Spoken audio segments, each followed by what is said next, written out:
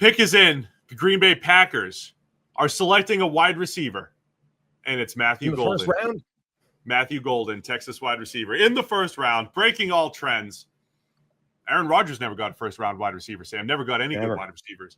Matthew Golden to the Packers, which is great because I compared him to Romeo Doubs. So they're teammates now. Yeah. Where did you end up having him in your wide receiver rankings? 7th, I believe. I think did we both have him 7th? Yeah. Let me just while you were highlighting our misses, we were lower on Zay Flowers, lower on Brian Thomas Jr., and now lower on Matthew Golden generally. Just saying. So take that for what it's worth. All those guys, obviously, Thomas became a star. Zay Flowers has been pretty good. Say what you want about Golden. He's a good receiver, and a lot of people I trust really, really liked Matthew Golden. We all just agreed didn't really feel like a 4.29 guy, but I don't know if it mattered because he was a good route runner and just a good all-around receiver. I described him, honestly, similar, saying good over and over again like I did with Tetterow and McMillan. He's just smaller and perceived, supposedly faster. Yeah, in our favor as well. I mean, I was also lower on N'Keal Harry and Laquan Treadwell than everybody else as well. So there are some wins when we don't like a guy as well. Golden's interesting, right? Because we've got the 4.29 thing, right? He runs a 4.29 at the combine, blew everybody's mind. Nobody saw that coming. And then they go back to the tape and you still don't see it. I don't think he runs a 4.29 functionally on the football field. In fact, I actually think the 4.29 might be a timing glitch of some description, but whatever. I don't think he plays to that speed, but I don't think it really matters. I would say he's a 4.4 flat guy, and that's plenty fast. He's a really high-end route runner. He's a good technician. He is a pretty high-level player at a lot of different things. But again, now you get into this question of can he be a number one? And that becomes even more interesting in Green Bay, where they've been crying out for this number one because they have a bunch of guys that aren't number ones. Does Golden solve that, or is he just another number two to add to a team full of number twos? And it's also kind of fascinating because you've got effectively not even 1 year of production. You've got a few games of production at Texas.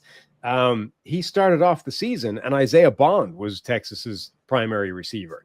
Now, you then get into question, well, was it the chicken or the egg, right? Was it Isaiah Bond getting injured that caused the production to go towards to Matthew Golden, or was it Matthew Golden eventually took over as the number one receiver as the season wore on, and when Bond really got hurt, then its production just turbocharged into the postseason.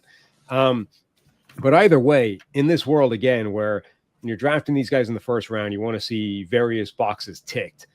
Golden has one of the lowest yards per game figures of any receiver to be drafted in the first round in like the last 15 years, right? He's a massive statistical outlier.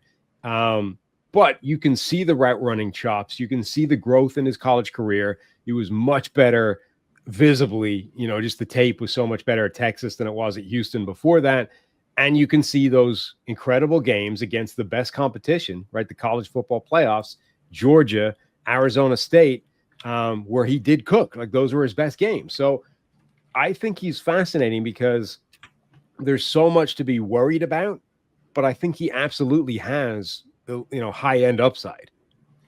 Yeah, I mean, I feel like we've spent so much time talking about like the speed aspect of Golden, but the thing I liked about him was exactly what I liked about Romeo Doubs, which is a good route runner. You always talk about the receivers who take corners for a ride, take them where they want to go. I think he's just got really good feel for getting open.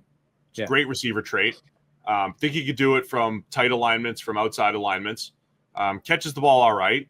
Had a really nice one-handed catch in the college football playoff. I mean, does a lot of things pretty well. And then if you get him to play to that speed and he can, be more of a after the catch or a deep threat, then you have a weapon there. I think in an offseason where the Packers are like, hey, we need a number one wide receiver, I don't know that he's better than what they have. I don't know that he's better than good Dontavian Wicks, or I don't know if he's a better deep threat than Christian Watson or a better all-around player than Romeo Doubs just yet, but he's another guy you throw into the mix and see if he can get there. But again, a lot of people I trust really like him as a first-round receiver. It's not a reach by any stretch as far as the consensus board, and he's expected to go in this range for the Packers. So contrasting him with Ibuka, I think is interesting because in a lot of ways they're quite similar in that you run through and you say, well, he's good they're just good right across the board.